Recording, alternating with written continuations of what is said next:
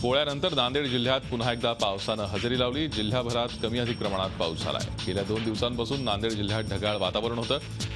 सोमवारी रात्री काही तालुक्यात पाऊस झाला। मंगळवारी सकाळपासून सर्वच तालुक्यात रिमझिम पावसाला सुरुवात झाली। देगलूर, मुखेड, लोहा, कंधार, अर्धापूर, हदगाव यासह नांदेड तालुक्यात आणि शहरात पाऊस झाला। या पावसामुळे पिकांच्या वाढीसाठी मोठी मदत होणार आहे।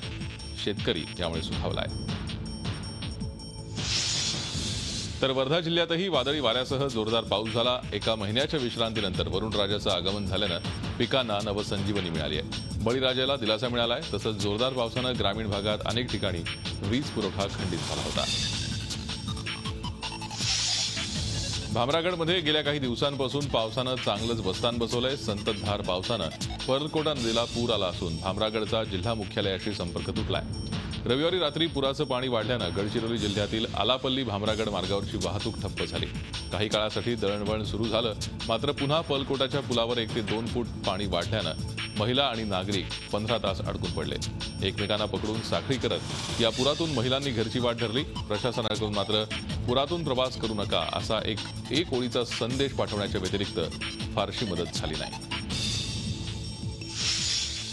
मुंबईतही पावसानं आज हजेरी लावली। साकीनाका, घाटकोपर परिसरात जोरदार पाऊस बरसला। सकाळपासूनच मुंबईच्या पूर्व उपनगरात काळे ढग दाटून आले होते, त्यामुळे ढगाळ वातावरण होतं।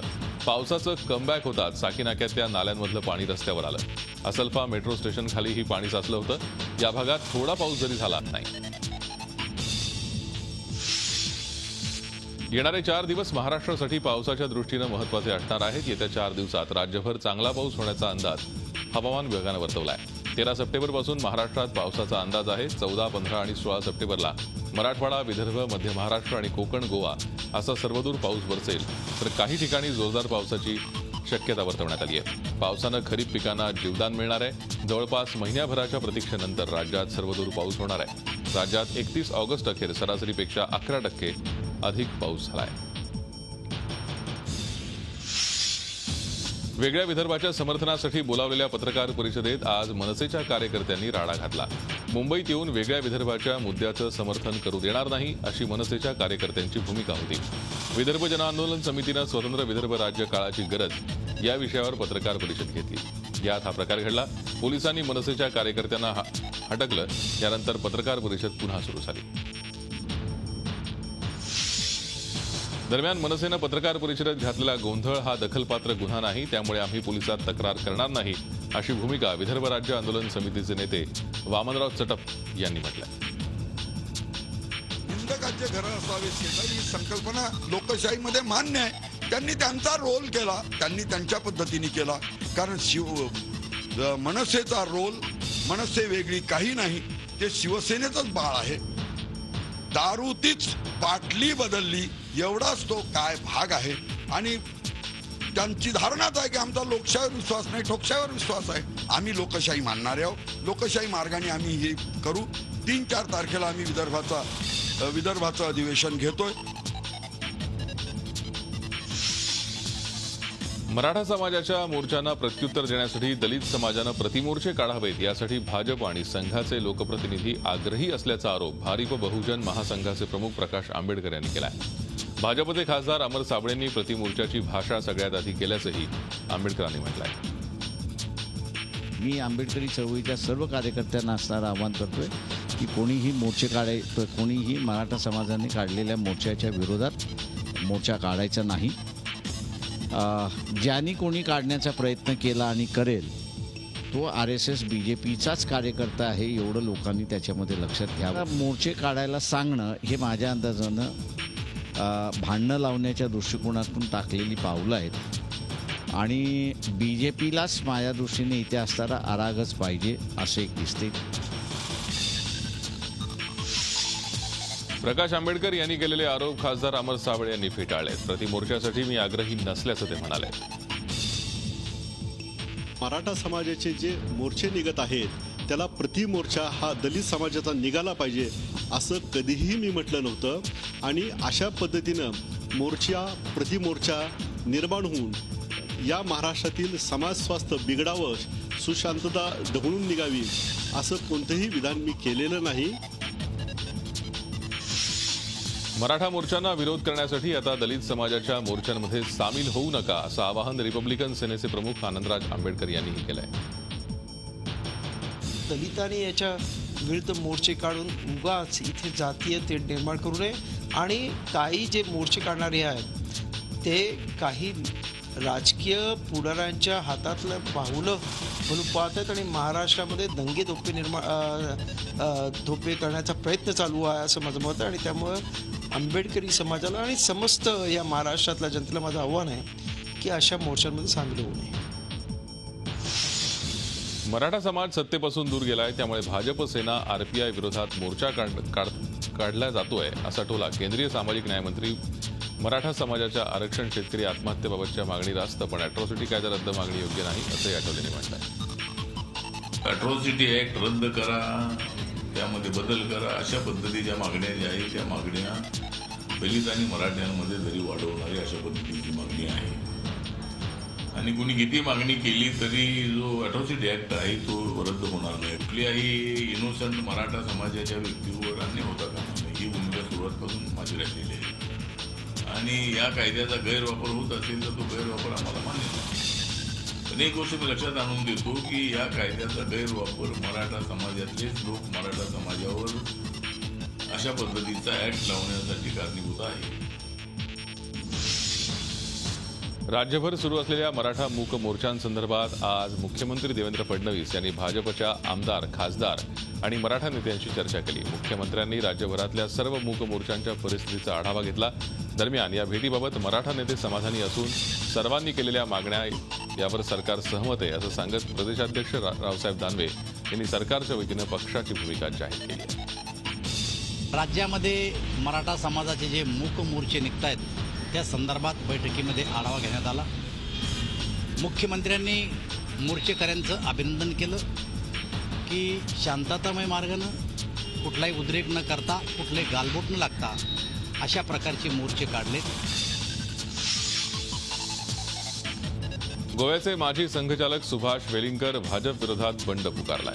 खरं वेलिंगकरांच्या जागी आलेल्या लक्ष्मण बेहरे यांनीही वेलिंगकरांची श्री ओढली आहे. मातृभाषेतून शिक्षणाच्या मुद्द्यावर वेलिंगकरांनी बंडाचा झेंडा उभारला.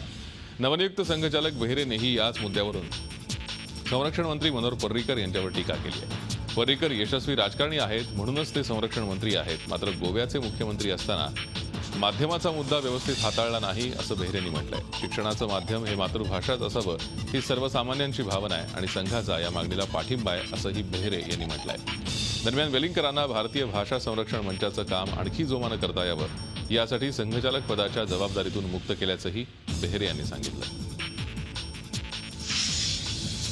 धुळे तालुक्याचा भाग्यविधाता ठरणाऱ्या अक्कलपाडा धरणाच्या तिसऱ्या सुधारित प्रशासकीय मान्यतेला राज्य सरकारच्या जलसंपदा विभागानं हिरवा कंदील दाखवला. सिंचन घोटाळा समोर आल्यापासून या धरणाची प्रशासकीय मान्यता रखडली होती. धरणाचं काम 90% पूर्ण होऊनही अंतिम प्रशासकीय मान्यतेला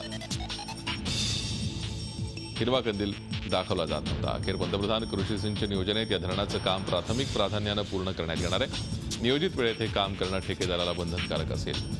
या धरणासाठी 556 कोटी 29 लाखांची सुधारित मान्यता देण्यात आली आहे. या आधीची मान्यता 347 कोटी 31 लाखांची होती. आता या धरणाच्या कामासाठी निधीची कोणतीही अडचण भासणार नाही. मात्र या कामाचं श्रेय भाजप घेतं की काँग्रेस किंवा शिवसेना हे पाहणं महत्त्वाचं ठरणार आहे. तुळजापूर मंदिरातील प्रवेशद्वाराच्या वादाबाबत आज मुख्यमंत्र्यांनी बैठक बोलावली. नवरात्रोत्सव काळात तुळजापूरच्या भवानी मंदिरात भाविकांसह इतर सर्वांना महाद्वारामार्गे प्रवेश देण्याची आग्रही मागणी तुळजापूर शहरातील पुजारी व्यापाऱ्यांनी केली.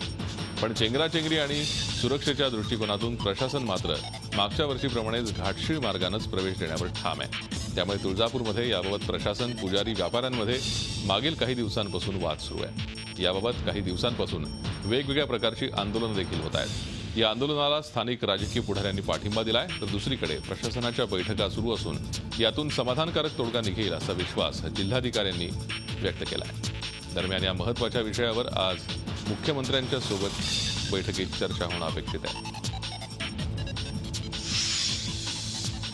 यापुढे अधिकाऱ्यांना गेंड्याची कातडी असं संबोधू नये अशा सूचना औरंगाबाद महापालिकेतील काही नगरसेवकांनी दिल्या आहेत. कारण यामुळे अधिकाऱ्यांना काही फरक पडत नाही, मात्र प्राण्यांचा अपमान होतो, असं या नगरसेवकांचं म्हणणं आहे. या ठरावाच्या कारणामागे या सर्व पदाधिकाऱ्यांची खतखत आहेच, मात्र याशिवाय शहरातील कामं होत नाहीत. खड्ड्यातल्या रस्त्यांकडेही पालिका अधिकाऱ्यांचं लक्ष नाही. खड्ड्यांबाबत बोलावलेल्या सर्वसाधारण सभेतही गेंडा शब्दावरून गोंधळ झाला. 10वीला गणित आणि इंग्रजीमध्ये नापासांची संख्या जास्त आहे, त्यामुळे 10वी नंतरचा अभ्यासक्रम ठरवताना गणित आणि इंग्रजी पर्याय ठरवता येईल का, याबाबत शिक्षण तज्ज्ञांशी चर्चा करून निर्णय घेण्याचा विचार आहे. गणित आणि इंग्रजीत नापास म्हणजे आयुष्यात नापास का, तर ह्याला काही पर्याय देता येतील का, तर थोडं त्याच्यावर रिसर्च जरा गेल्या 8-10 वर्षाच्या निकालाचं करून त्यात काय पर्याय आणता येईल, जुन्या काळात काय सिस्टीम होती त्याचा अभ्यास करून पर्याय आणायचा विचार झाला. पण घाईने न आणता नीट फुलप्रूफ तो आणावा, कारण शेवटी त्याला पुढे बाजारात किंमत राहिली पाहिजे. कारण नाहीतर मग काय इथली मुलं इंग्रजीशिवाय देतात, गणिताशिवाय येतात, अशी पण इमेज नको व्हायला. तर त्या अर्थाने टप्प्याटप्प्याने करतोच. पण मला असं वाटतं की यावर जोर द्यावा असं माझ्या मनात आहे. यवतमाळ जिल्ह्यातील खासगी शिक्षण संस्थांमधील 1,200 शिक्षक अतिरिक्त ठरले. आरटीनुसार या शिक्षकांना अतिरिक्त ठरवण्यात आलंय, मात्र त्यांचं समायोजन स्कूल कोडनुसार करण्यात येत आहे, असा आरोप करत शिक्षकांनी यवतमाळ शिक्षणाधिकारी कार्यालयात धडक दिली. ही संपूर्ण प्रक्रियाच रद्द करण्याची मागणी शिक्षकांनी केली आहे. शासनाचा महसूल बुडवत परवान्यापेक्षा अधिक क्षमतेनं वाळू वाहतूक करणाऱ्यांविरोधात उपप्रादेशिक परिवहन अधिकारी आणि तालुका पोलिसांच्या मदतीनं महसूल विभागानं कारवाई करत 20 ट्रक ताब्यात घेतले. मुंबई आग्रा महामार्गावर वाके फाटा इथे ही कारवाई करण्यात आली. त्यांच्याकडून सुमारे 5 लाखांहून जास्त दंड वसूल करण्यात आला. धुळे, नंदुरबार, शहादा, सारंगखेडा येथून मोठ्या प्रमाणावर वाळू उपसा करून त्याची नाशिककडे वाहतूक होते. महसूल खात्यातील काही अधिकारी आणि वाळू माफिया संगनमत करून शासनाचा कोट्यवधी रुपयांचा महसूल बुडवत वाळूची तस्करी करतायत. महसूल विभागानं केलेल्या अचानक कारवाईमुळे वाळू माफियांना चांगलीच चपराक बसली आहे.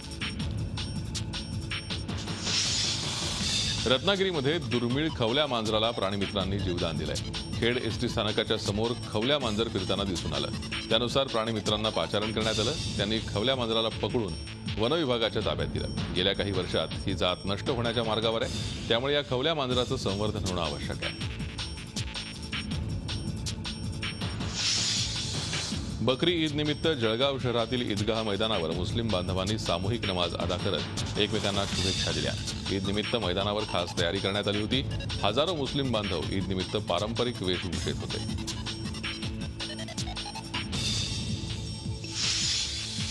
बकरी ईद निमित्त मालेगावसह परिसरात उत्साहात साजरी करण्यात आली.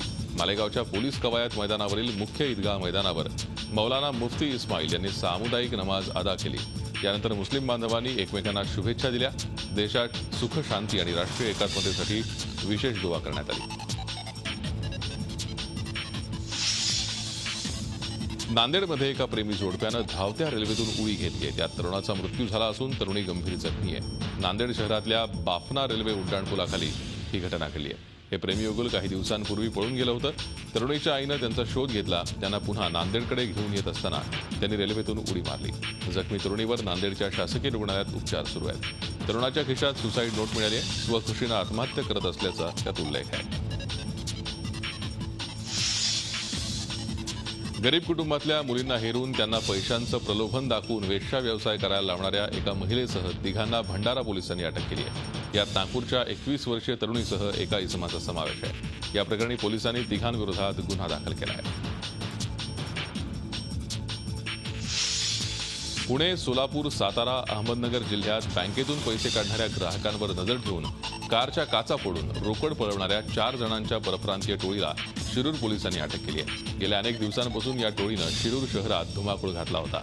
अटक केलेले 4ही आरोपी आंध्र प्रदेशच्या नेल्लूरमधले रहिवासी आहेत. त्यांनी गुन्ह्याची कबुली दिली आहे. या टोळीनं जवळपास 50 ते 60 चोऱ्या केल्याचं निष्पन्न झालं आहे. नंदुरबारमधील नवापूर बस स्थानकासमोर जळगाव नवापूर बसनं एका मोटरसायकल स्वाराला उडवलं. त्यात सुभाष मावची नावाच्या व्यक्तीचा मृत्यू झालाय. मात्र त्यानंतर संतप्त जमावानं नवापूर बस स्थानकात घुसून 9 बसेसची तोडफोड केली आहे. त्यात बस स्थानकानं मोठं नुकसान झालंय. वेळीच पोलिसांनी हस्तक्षेप करून जमावाला शांत केलं. उपजिल्हा रुग्णालयाची रुग्णवाहिका वेळेवर न आल्यानं सुभाष मावची यांचा मृत्यू झाल्याचा आरोप नातेवाईकांनी केला आहे. मुलीच्या प्रेमविवाहाला विरोध करणाऱ्या पोलीस उपनिरीक्षक सासऱ्यानं जावयाची गळा दाबून हत्या केली आहे. अमरावतीमधल्या संजय गांधीनगरमध्ये ही घटना घडली आहे. तुकाराम ढोके यांनी त्यांचा जावई सचिन सिमोलिया याची हत्या केली आहे. सचिन बेपत्ता झाल्याची तक्रार अमरावतीमधल्या फ्रेझरपुरा पोलीस ठाण्यात 4 महिन्यांपूर्वी नोंदवण्यात आली होती. या घटनेचं गूढ उलगडत नव्हतं. अखेर सचिनच्या आईनं याचा पाठपुरावा केला आणि अखेर सत्य बाहेर आलं. तुकाराम ढोके यांच्या मुलीचा सचिनशी प्रेमविवाह झाला होता. तुकाराम ढोके यांना हा विवाह मान्य नव्हता, म्हणून ढोके यांनीच जावयाची हत्या केली. या प्रकरणी तुकाराम ढोकेंसह 5 जणांना अटक करण्यात आली आहे.